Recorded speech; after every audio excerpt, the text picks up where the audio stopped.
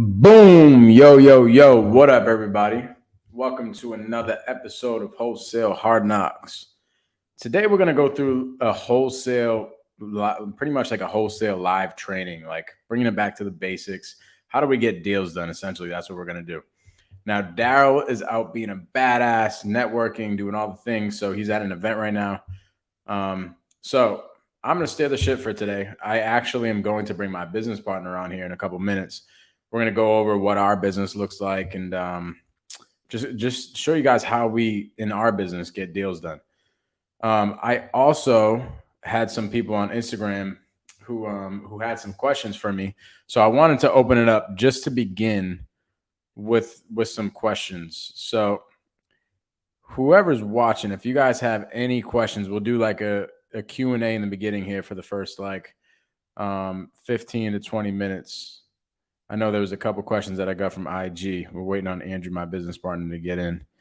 What I'll do is I'm gonna put this in the comments right here.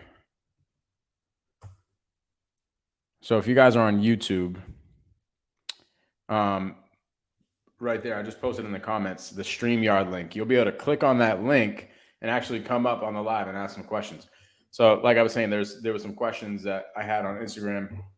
And I was like, hey, I'm actually doing a live training. Why don't you guys come up and ask some questions? So not sure if they ended up making it to the live or not. But if they did, feel free to hit that link or even just ask your question in the chat. And we'll get rocking and rolling. To begin, here comes my business partner. To introduce you guys to my business partner, his name is Andrew. He's my integrator. So he's the guy that pretty much implements everything, right? Like he's the implementer. He implements the lead generation and, all the data. He tracks all the KPIs and he does all that type of stuff. I would not be able to do these lives and, go on a bunch of seller appointments and everything like that if it was not for Andrew. So I'm going to bring him up here. I don't know if he's ready yet or not. I'm not seeing his camera, but Andrew, let me know when you're ready, bro.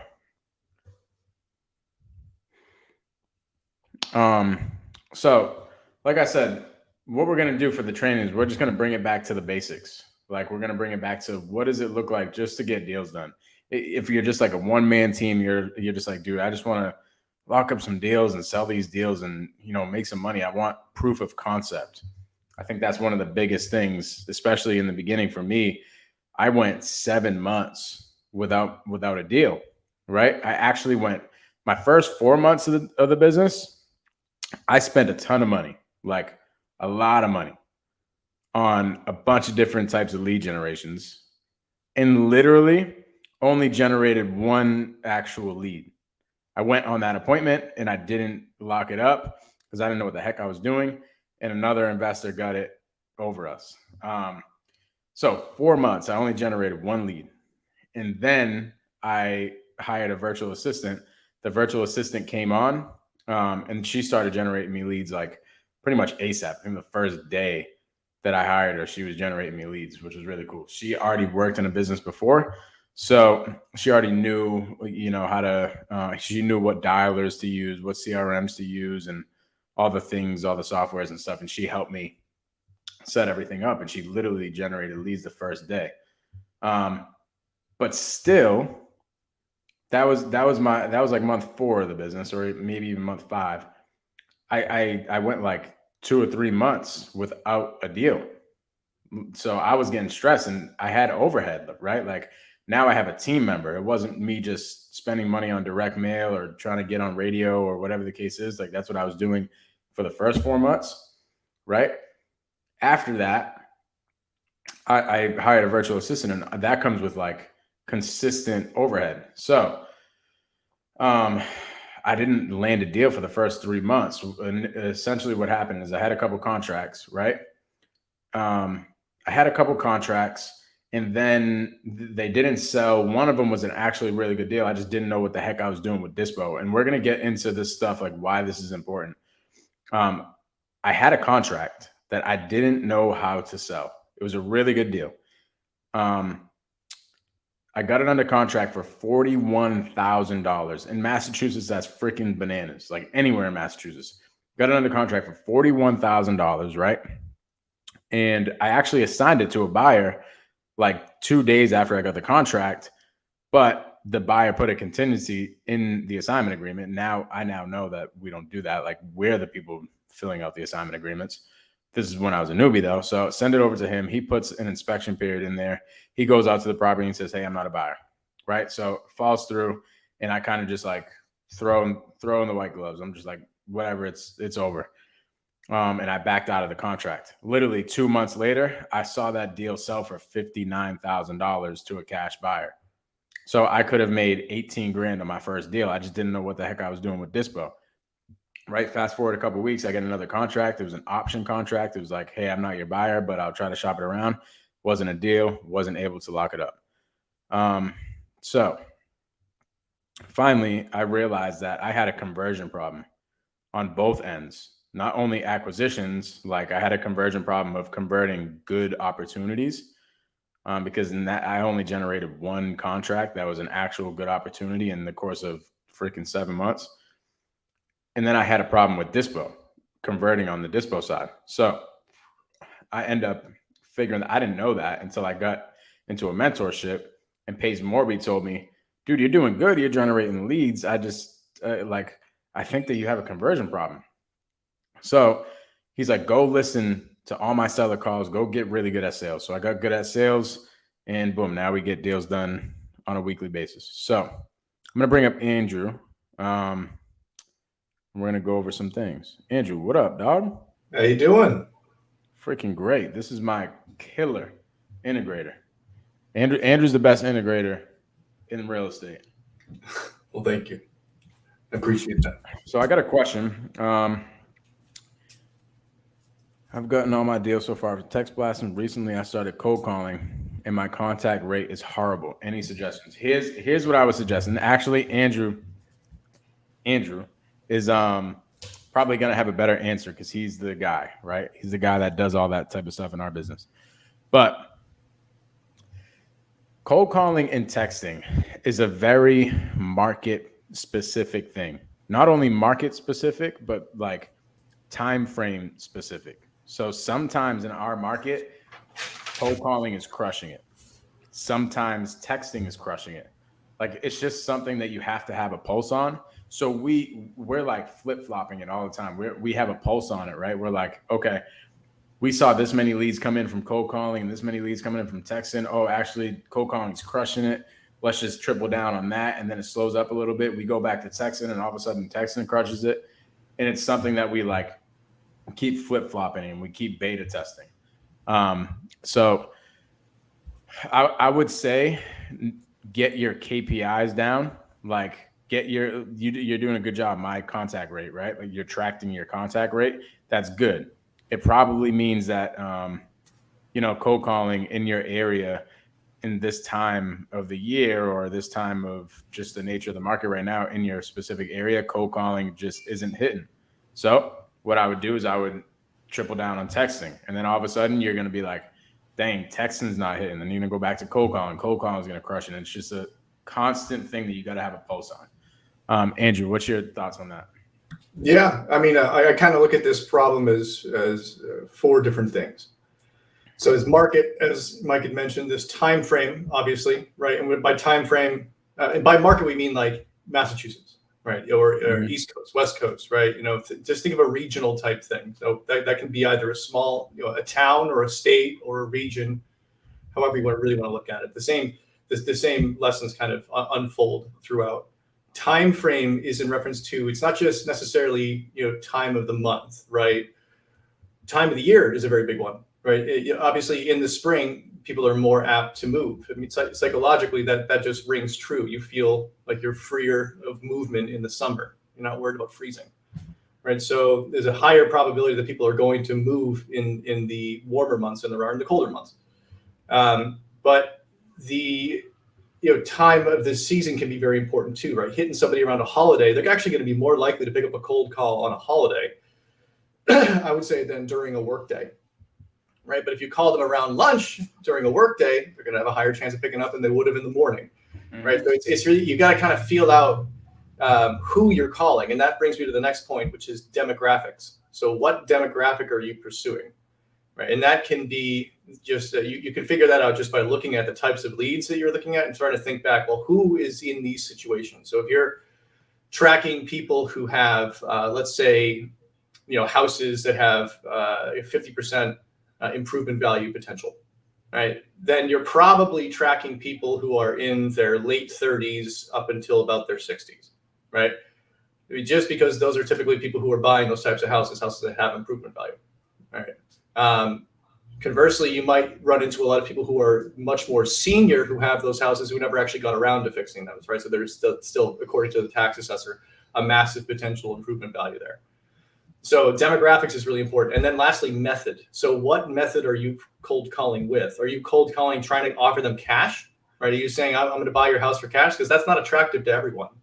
Are you calling specifically pursuing sub 2, right? Sub 2 is a bit, it's a bit narrow in the sense of, who is going to be interested in that? Because there's a lot of education that typically precedes having somebody go down the sub 2 path, right? If you're calling them, trying to link them up with realtors, frankly, you probably have a lot more luck there if your goal is to link them up with a traditional type of real estate sale.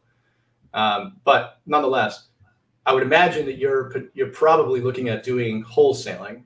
So if I were you, I would think about doing a combination of texting and and cold calling, and taking a look at your overall spend per lead, right? And when I say per lead, I mean per lead that you're pushing up into your active CRM pipeline, and whatever you're using to follow up with people that are interested. And if one of them is drastically less expensive, that's the one you go with. Cold calling just might not be your market, right? It just might not be what you guys are doing right now. But I would encourage you to test that again in 3 months. Right, because remember, seasons can change things, conditions can change. If the market gets worse, people are going to start picking up their phone a bit more. So keep that in mind. Yeah, there's so many different factors. That's why I think it's important to always have a pulse on your lead generation. And like Andrew said, I think that's a really, really important thing to track, your cost per lead, right? If you're seeing that you're getting a lot of leads from cold calling and the cost per lead is less than texting, then yes, double down, triple down on cold calling. Right. And then you can still obviously send out your texts and stuff. That way you're getting it from all angles. But at the end of the day, just have a pulse on it. Like for me, before I had Andrew, like Andrew changed my world once he ended up coming into the business because of his answer. Right. His answer was super specific. He knows exactly all the data. He knows all the numbers. He knows literally everything. Now, when I was just by myself, I didn't really have time to figure all that stuff out because I was going on appointments. I was managing a team. I was following up with leads. Like I was doing a bunch of different things, trying to dispo deals, trying to do everything. So when it was just me, I just had a pulse on it. I was just like, okay, let me look. Okay. We had, 30 leads this week and 20 of them came from cold calling. Let's just keep cold calling, keep cold calling, keep cold calling. It was just like a thing that I had a pulse on, and I would steer the team in which direction I think made the most sense. So I hope that answer helps. And that actually introduces me to my answer when it comes to if somebody were to say, well, what about mailing, right? Well, what about, first of all, I'd ask what type of mailing. Postcards are cheaper than sending out letters, which are cheaper than sending out pamphlets, right? But even then, looking at your cost per lead, you send out 1,000 cards, right? That might cost you $1,400, right? I can get 100,000 touches on somebody, not 100,000, I say about 25 to 30,000 outreaches for the same price. So, I mean, which is better, right? It's economy of scale here. You're looking for the number of attempts. So what does it mean? If you have more attempts, what does that mean? You have a larger margin for failure, right? You can fail more and still be successful. The more you do, the less accurate you have to be. It's like a machine gun versus a rifle, right? You miss with a rifle, you've missed. With a machine gun, you might hit 2 or 3 times. It's the same principle. Love it. So if you guys have any questions you want to pop up here on the live, there's the link right there. This is amazing, bro. Look at this. 100% true. This is what this cat said. Oh, word. No disrespect, but the dude on the left's beard cut is a little gay. Come on, bro. I just got Behind the left. thing shaped up. You know what I'm saying? Like this is the. You know what you got to do for this beard?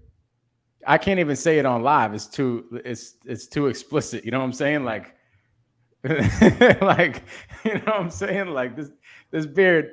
You know, you gotta get in there with this beard. You know what I'm saying? Oh my Like, God. gay, bro. I could tell you. You don't get it. I'm not saying that. I'm not going down that road. I don't. Anyways, I freaking love it. So that StreamYard link, if you guys want to pop up, if you guys have a question. Andrew, let's bring it back to the basics. Mm-hmm. Right? Like, let's just say, what is the most important thing to wholesaling? Like, if you don't have one thing, then like, what's that one thing that you need?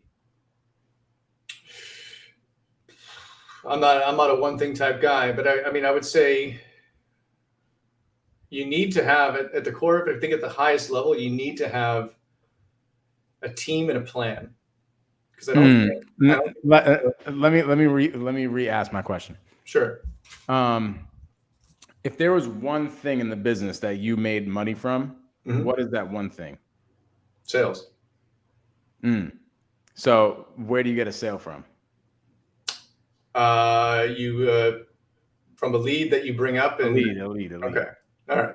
So that, like, in its most simplest form, a lead is exactly how you make money. Oh, sure. Yes. Like with anything, actually. Brad Lee, if you guys know Brad Lee, he's the man on Instagram. But Brad Lee was saying the other day, he's like, dude, if I was broke, I would literally go to places like Home Depot or even go to my homies who have businesses and stuff like that and be like, let's just say there was a painter that was one of his homies. He would go to his painter and be like, bro, do you want more jobs? Like, if I brought you a job, would you pay me? And they're like, yeah. So what ends up happening, right, is he goes out and finds the painter a job and gets money for it. What does he go get? He gets a lead. So literally in any type of business, you just need leads. So let's start off with, like, in order to generate a lead in wholesaling, what are the bare necessities in your opinion? The bare necessities to qualify that lead or to find them? Just to get it, just to find it. Am I trying to find one or many? Say that again. Am I trying to find one or am I trying to find many? Just a couple of them. Door knock. Just walk up, knock on the door, ask people. So essentially you need to go find somebody. Like, you need somebody to go prospect. You need a prospect. Mm-hmm. You know, whether that's a list or like a list with a bunch of phone numbers or a list of just addresses that you're going to go door knock or whatever. Like, we're not going to get into the weeds of all the different types of, for sure. I follow you now. Yeah. all the different types of lead generations, but you need prospects. You need somebody to go after. This could literally be anything because there's so many different types of lead generations. You could be reaching out to realtors. You could be reaching out to homeowners directly via phone. You could be reaching out to other wholesalers, to JV. Like, there's so many different people that you could be reaching out to go find your leads. But at the end of the day, you need prospects. So you need a list of people that you're going to go contact in order to go find your leads. So in me and Andrew's business specifically, we are direct to seller, cold calling, and texting. Like, that's the main thing that we do. So where does it start for us? It starts with a list of prospects, and those prospects are names, phone numbers, and addresses, right? So now that we know that, now that we have prospects, what do we have to do with those prospects? We have to begin reaching out to them. Mm-hmm. So now we have to convert those prospects into leads. It would be like, I talk about prospecting like a McDonald's sign, right? A McDonald's sign in front of a big McDonald's is the prospecting. They're prospecting cars driving by. And that sign converts a prospect driving by into a lead once the lead looks at the sign and is like, oh, I'm kind of hungry. I'll take a cheeseburger and I'm going to go into the drive-thru. Now that it goes into the drive-thru, it is now a lead. So we got to get our sign to get people to go in the drive-thru. So what do we have to do? We have to contact these people directly. And for us to get them in the drive-thru, we have to have a conversation. Right? So then we have a conversation and somebody finally says, yes, I would eat a cheeseburger, or yes, I would sell my house in our case. Now that they said that they would sell their house, what happens from there? Well, so now you got to negotiate it. Mm-hmm. So it's not just, because, I'll sell my house for $2 million today. It's not worth $2 million. Mm-hmm. Right. So you gotta find a middle ground. Ideally a spot where both parties are winning. You got to understand the leverage in both directions in order to do that. And then after that, you have to go and do the same thing all over again with a buyer. Mm-hmm. Right. So it starts with following up, pulling some information, figuring out what the prospect needs and, what the prospect is all about. You might have to follow up 10 times, 15 times, 20 times even, until you finally do the last step of the sales process, and that is convert a lead now into a deal, which means you are now converting the lead into a contract. So now that you have a contract, right, what happens now? You got to sell it. Now you have to go take it to a whole different business. So you brought it through a whole system, right? You brought it through prospecting, lead generation, converting. Now you have to go through that process again. You have to prospect, right? Once there's a contract, you now have to prospect again. So what do I mean by that? Instead of prospecting a bunch of addresses and phone numbers and names of sellers, you are now prospecting phone numbers and names and such of buyers, because now you're trying to reach out to a different set of prospects. So now you have your prospects, right? Now you have your buyer list, which is your list of prospects, and you got to go through the same process.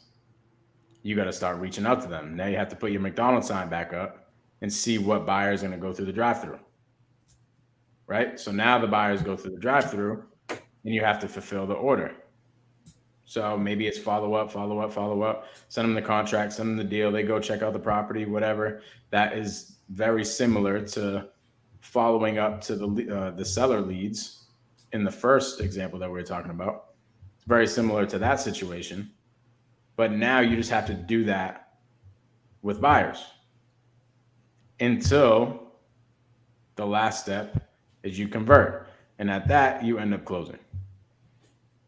The reason why I'm breaking it down like this is because it's important to look at both sides as two separate businesses, because they are, like, literally. Think about it. Think about the two of them as 3-step processes: prospecting, lead generation, and converting. So for acquisitions, there's those 3. For dispo, there's those 3. Mm-hmm. So for me, when I was telling you guys in the beginning that when I was starting to generate leads with my virtual assistant, I ended up having a contract that I couldn't sell. It was because I had a decent idea of what was going on for the acquisitions 3 steps. I just sucked at the 3 steps for the dispositions. I had nothing in place.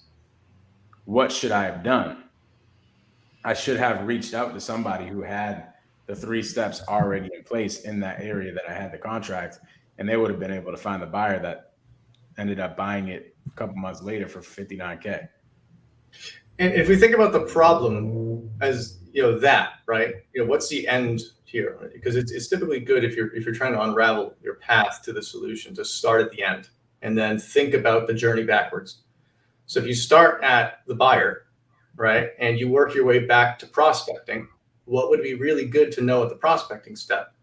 What your buyers want, right? So, if you already have an idea who your buyers are and what they typically buy and where they buy it in what price range, that actually helps to inform what sort of lists you're running, right? So now you're not wasting money going out and prospecting to leads that folks that you have made contact with wouldn't buy anyway, right? You can find $1 million house. I mean, not a lot of investors are buying $1 million houses, single families in Massachusetts, unless it's like some extreme appreciation. But we all know right now, appreciation is not the name of the game. It's income, right? Mm-hmm. What's happened to the market. So if you're hunting $1 million properties, luxury properties, you're probably gonna have a hard time in Massachusetts, for example. Other states, maybe not. Florida, probably not. But up here, for sure. So, what do we do instead? Well, we think, what do our buyers want? Where do we find the things our buyers want? We focus on those areas. Love it. So let's look at something, right? I want to give people like the step-by-step process of what they can do, like literally this week. They can do this week and start generating leads. So I'm going to share my screen here.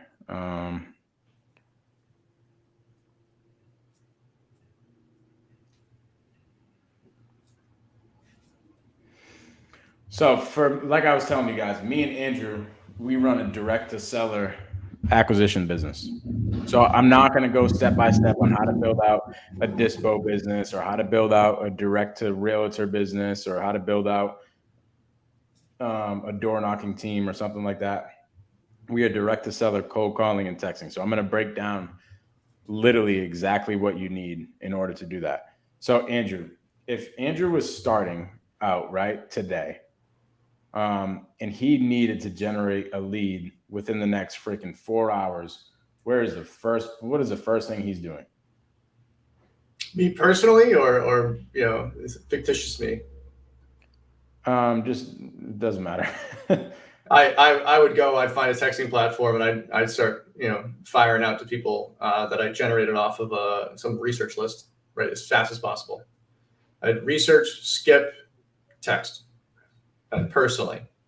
Okay, so what's the first thing that you would do? Like bring it back really, really basic. Like literally the first thing that you would do. What software are you going to?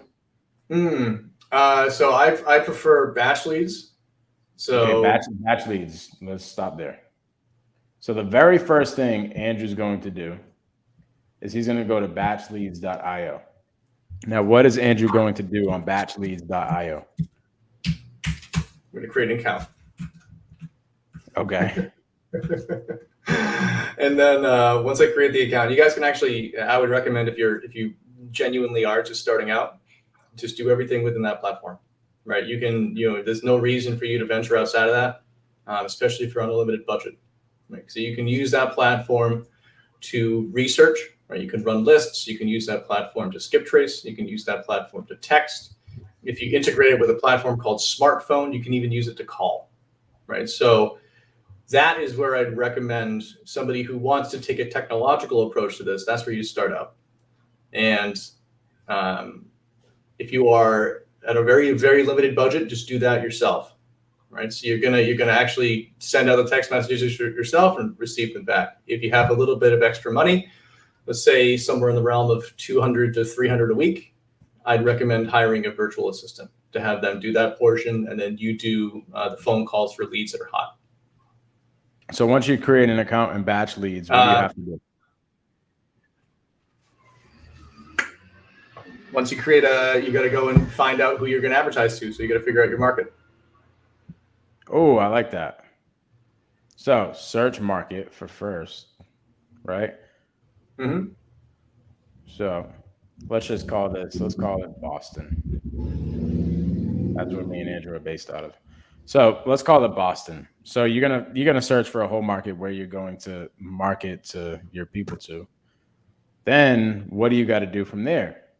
Now that you know that you want to find houses in Boston, what are you going to do? How are you going to filter it? Because what's going to end up happening is if you search Boston on batchleads.io to prospect people, you're going to end up getting like tens of thousands, if not hundreds of thousands of properties. So you got to filter that down. So how do we filter it? you have to figure out situations where people want to sell. Filter. Okay. Got it. So now you're going to filter like maybe people are in pre-foreclosure, right? Maybe people are going through a divorce. Maybe people are going through probate or something like that. So you have to filter out pain points. And now instead of it being 100,000 properties, now it maybe comes down to like 10,000 prospects. So now that Andrew has batchleads.io and he has, pulled this list, and this list is now in batch leads, what does he have to do? What do you think? So now Andrew has to skip tracing. And what does this mean? So now Andrew has, up to this point, Andrew has names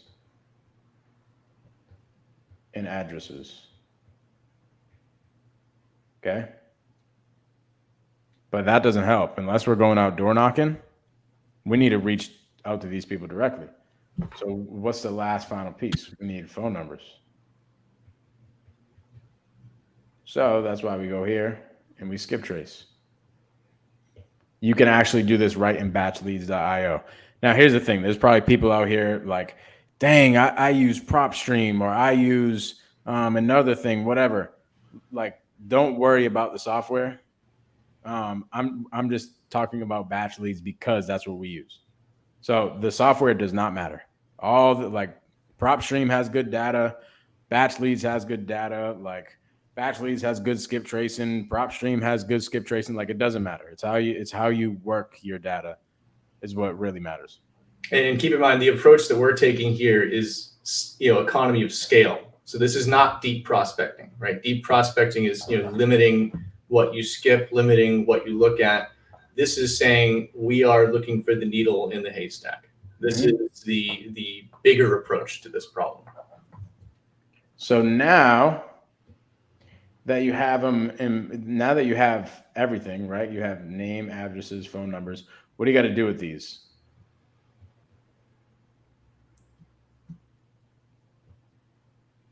You get a cold call or text these people. So for us, what do we use for cold calling, Andrew? Batch dialer. So this isn't batch leads. This is a whole different software called batch dialer. And essentially, what you do is you take these three things and you put them into batch dialer and you start calling them.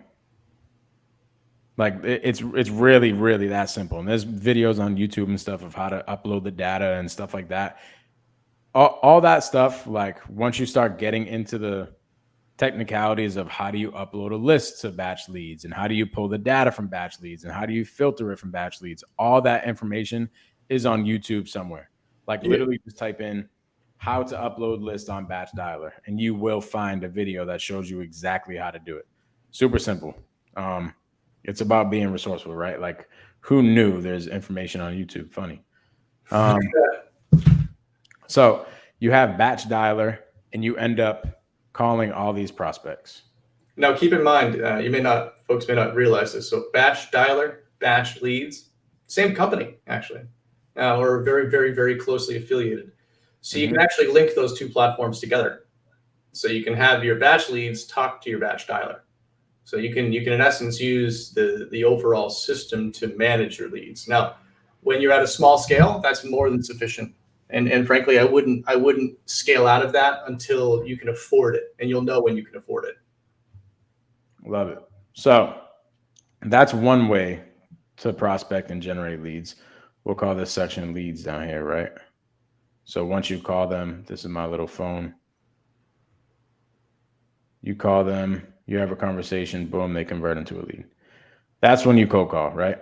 Now, when you text, for our business, we use batch leads.io again to text. Actually, in the same exact software that we pulled our data, you can actually reach out to sellers directly via text. So essentially, you take these three things again, names, addresses, and phone numbers, and you put them into the text platform within the batchleads.io, or you can use another text platform. Doesn't matter. There's a bunch of them, right? But essentially, you want to upload your data into a text platform and do the same thing, right? You're going to reach out to them directly. Hey, would you ever sell your house? We'll go in on another video, like later, especially if you guys just watch my personal channel. I'm going to go over exactly what these conversations look like what we do as far as like our templates for text, how our cold call conversation looks like, all that. I'm going to go over that on another video like later on my personal channel. So once you have somebody that says, hey, yeah, I would sell my house, you get on the phone with them again. So essentially for us, right, we text out a bunch of people and we text very vague messages, and then somebody replies and we ask them if it's sell their house and they say yes, and we hop on the phone with them immediately. And then we generate a lead again. So now we have leads. Andrew, now that you have a lead, okay, like Andrew just called somebody and they said that they would sell their house. What does Andrew do? I promote them. They're now a lead that I'm following more closely. Okay, so are you just gonna like put it in the back of your head and be like, all right, let me remind myself to call that person next week? Nope, I'm gonna move into a CRM.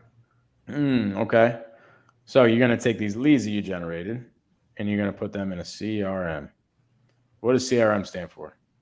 Customer Relationship Management. So what this is like back in the day, right? If you were on a sales team, you would get a stack of cards, and these stack of cards would essentially be a bunch of names and phone numbers. They would be leads for you if you were in an insurance business, or maybe you were, I don't know, selling whatever on the phones, right? You were a broker or whatever the case is. You would get a stack of leads, and then to the side of those leads, you would have your telephone, and then to the other side of it, you would have a legal pad. And essentially that legal pad would be your CRM. You would call all these people, right?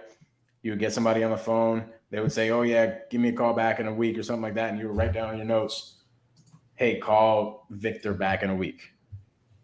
This is 2022, right? So we don't need a legal pad. We have a CRM. So we put these leads in our CRM. For me, I don't want to tell you guys exactly what softwares to use and stuff like that, because people will get wrapped up and be like, oh my God, Mike said to use Podio. Mike said to use RE Simply. Mike said to use Batch Leads. I got to use that. Doesn't matter. Every single CRM is going to work for you as long as you work for it. But I will tell you, if I was to give advice from my past experiences, and you were just starting out and you're like, hey, I only have a one-man team, I might have one virtual assistant, I would probably use Podio, because it's free for one, for the first like 500 leads that you submit. It's free and it's very easy. It's like user friendly to use in the beginning. But me and Andrew, this is where we started. We started in Podio, and then we ended up scaling up, right? We ended up getting way over 500 leads in our pipeline, and way more than just one team member. So Podio no longer served us justice. So we had to go to something called RE Simply. So now the CRM that we use is RE Simply. It's like, this is where you want to go if you want to take this shit serious. If you want to make this a hobby, cool. If you want to like make this a hobby for good, and you're just like, hey, maybe I'd like to do a deal every month or so, then yeah, cool, use Podio. But if you want to be a gangster and do this shit for real, RE Simply is where you want to be.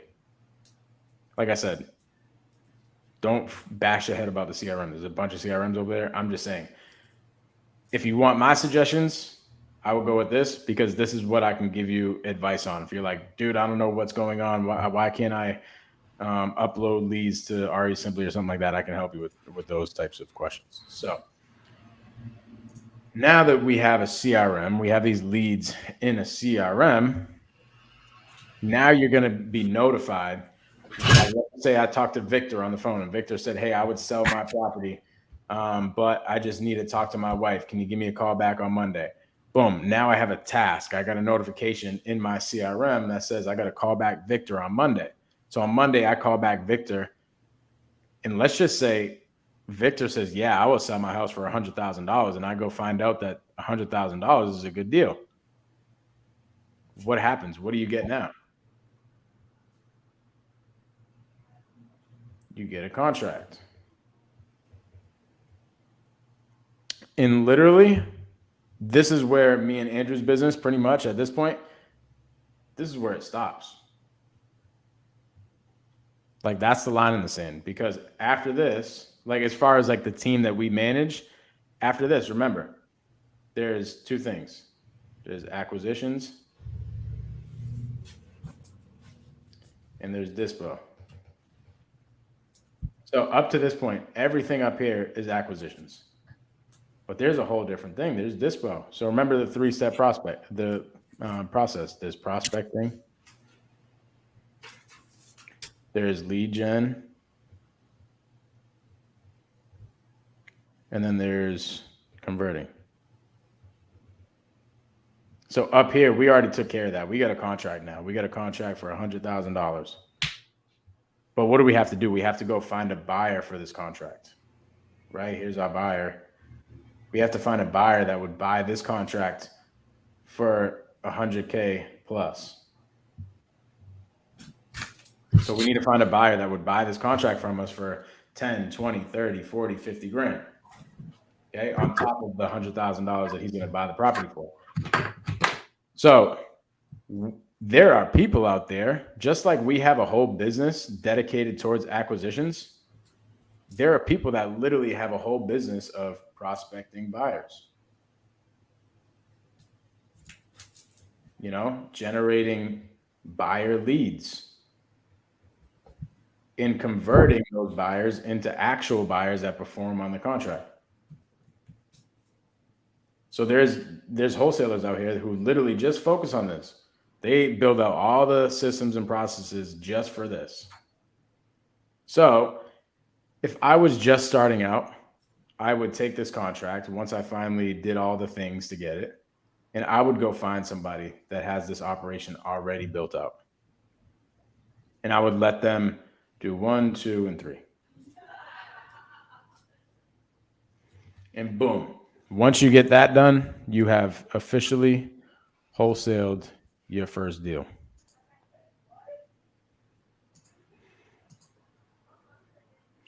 So, Andrew, what are your thoughts on that process?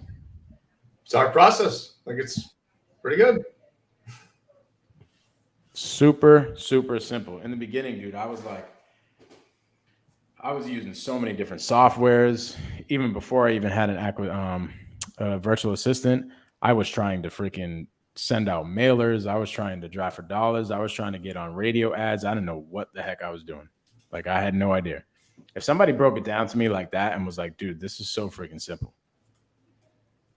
Like, you don't need to do this by yourself, by the way. You can hire a virtual assistant. Like, literally, I hired a virtual assistant who has already been in the business, and she already knew all the software. She knew that we had to go pull lists on PropStream. That's what I was doing at the time. She knew that we needed Mojo for our dialer. That's what I was using at the time. She already used these softwares. So I literally hired her. Her name is Karen. She's still with us. She's a freaking rock star. I said, Karen, I'm going to keep it a buck with you. I have no idea what softwares I need. I don't even know like what I need. And she said, okay, Mike. Yeah. In my last business, we had to get leads from PropStream. We used Mojo for our dialer. And then we used Podio for our CRM. So I literally went on YouTube and I was like, how to set up Mojo, how to set up Podio, how to pull leads from PropStream. And she essentially like did everything for me.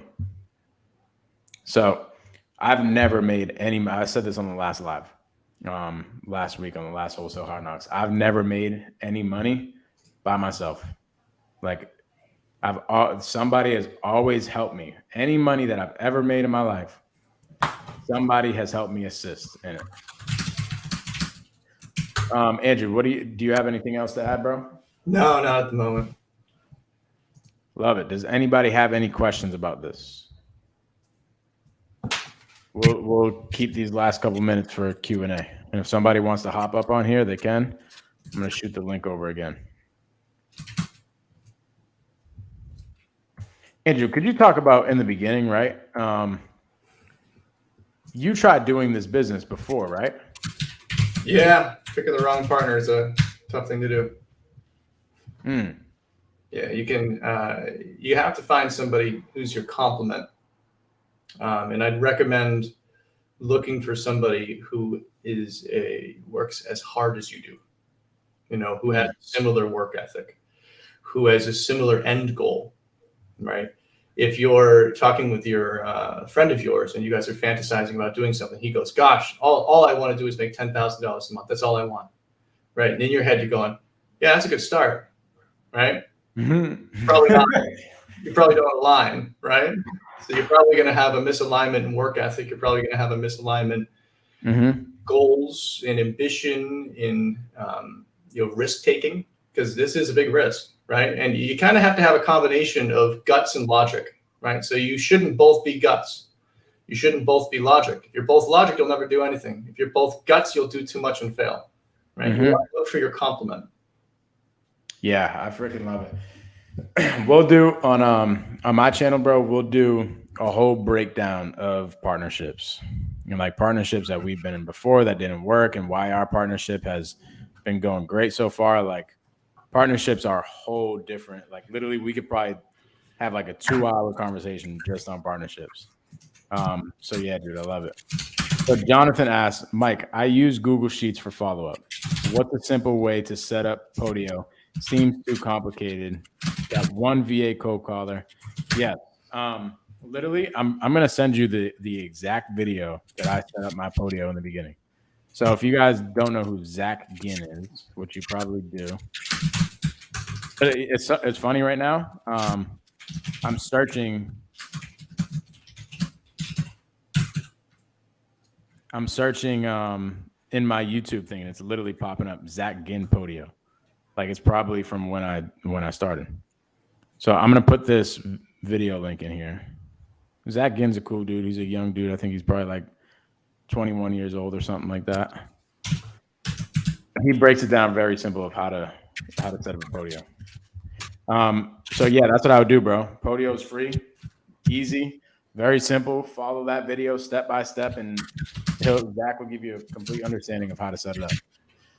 So Omar asks, what other free marketing is there besides agent outreach?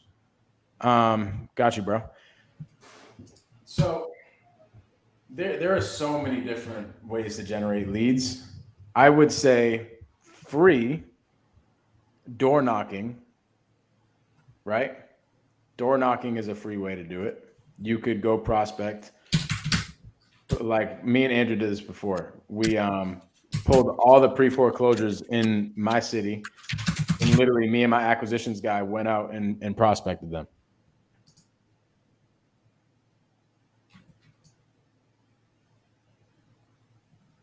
Sorry, Mike, you just asked me a question because I didn't hear anything. No, you're all set. Oh, okay, sorry. Yeah, bro, you can if you're all set, I know you got to jump. No. I would say let's catch up a little bit right after this. Okay, cool. So yeah, what other free marketing is there besides agent outreach? So there is door knocking. You got to go prospect some people, right? Me and Andrew pulled the pre-foreclosure list before, and literally me and my acquisitions guy went out and knocked on doors, and that was free. I mean, we paid gas, but that's about it. So you can go out door knocking. You can cold call or text yourself. Not completely free. You got to pay for the softwares and everything like that. But if you want like real free stuff, I would say door knocking, driving for dollars, and those are really the only free things. Or also, like you said, agent outreach. You can also talk to other wholesalers that are generating leads and help them close their dead leads. You can do that. So there are so many ways. It's just about being resourceful. But Omar, what I would do, bro, is whatever it is that you are going to do, whether it's reaching out to other wholesalers, whether it's door knocking, whatever it is, I would be okay with not generating deals for the first like 3 months. I would be like, yo, I'm hustling. I don't give a shit. I'm doing this every day for 4 hours straight, and I'm getting to it. And I'm not stopping for 3 months straight. If I go 3 months and I'm like, this isn't for me, then whatever. But give it at least 3 months to gain some traction, because it takes a little bit. Literally, I told you guys, I didn't get my first deal. Yeah. 7 months. Yeah. You know what I'm saying? So love it. What Mike and I always say when things get tough, and maybe I say it more, but it's become kind of like my little mantra. Most people quit. Don't be like most people. That's it. Persistence, like there's an MIT study, I can't remember the name of it, out there. They said, what's the biggest differentiating factor between those who are, super wealthy, in the terms that we would agree in, and those who aren't? And it's persistence. It's just you look at failure and you go, you're just another day, and move on. Failure happens more than success does, right? You're gonna fail more often than you succeed. And the reason is because there are millions of ways to fail, and there are only a few ways to succeed. So of course you're gonna fail more. And the faster that you can realize that, the faster that you can internalize that most of it is failure, the easier it is to deal with it. And the easier it is to find success. And eventually you become deluded and think, I'm just successful. When in reality, no, you were a glutton for punishment for a long time. And you figured out how to find the good and the bad. Yes, sir. Yo, you ever seen it's like a meme or something where the guy's digging for gold and one guy walks away, the other guy's like right there? Yeah. That was literally about to be me. I was going to walk away. I got into the sub 2 mental shit. Literally, it was my last shot in the dark, because I went up to that point. I went about freaking 6 months with no deals, no money made. And I spent a shit ton of money in those first 6 months. Right. And I saw a video of Pace. I think it was like an ad or something. I was like, you know what, dude, this is my last time. This is like my last money that I'm spending on real estate. If this shit doesn't work, I'm out. Like, I'm not doing this business ever again. This business is BS. I did it. Hopped on a Q&A with Pace literally the first day. And Pace said, bro, go learn how to talk to sellers. And I just got really, really freaking good at talking to sellers. And I started generating deals. So I was going to quit. I literally was going to quit. I just realized that I needed to tweak some things, but it's so important. Do not quit. So guys, if you guys got any value from this, please like the video, subscribe to both me and Daryll's channel. You guys will be seeing Andrew a little bit more on my personal channel. We're going to be giving out the value, man. Giving out the free game. That's what it's all about.